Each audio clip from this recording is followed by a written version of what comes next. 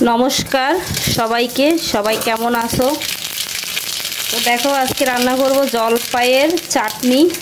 দিয়ে দিলাম পাঁচফোড়ন আর শুকনো মরিচ, একটু হলুদ দিব,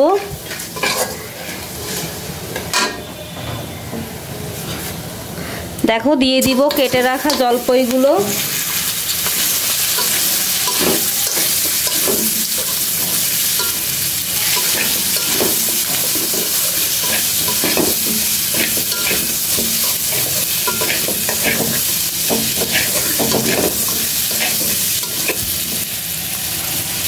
লবণ দিয়ে দিব,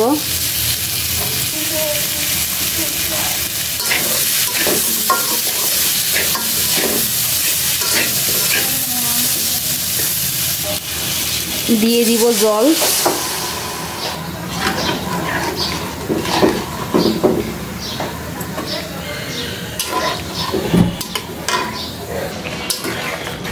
দেখো জলপাইগুলো সুন্দর করে সিদ্ধ হয়ে গেছে। আমি এখন দিয়ে দিব চিনি। চিনি এখানে অনেকটাই দিব।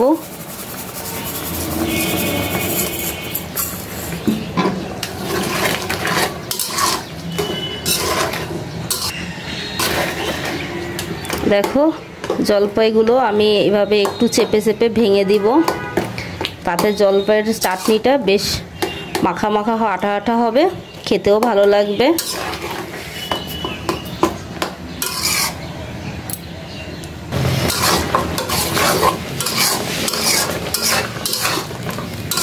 দেখো আমি চাটনিটা একটু মুখে টেস্ট করে দেখলাম চিনি হয়েছিল কিনা। আসলে চিনি হয়নি, তাই আবার আরেকটু চিনি দিব।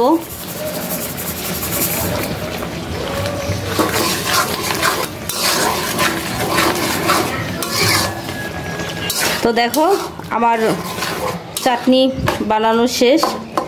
এটা কিন্তু বন্ধুরা আচার নয়, এটা শুধু চাটনি। গরম দুপুরবেলা গরম পরে খেতে ভালো লাগবে, ভাত খাবারের পরে।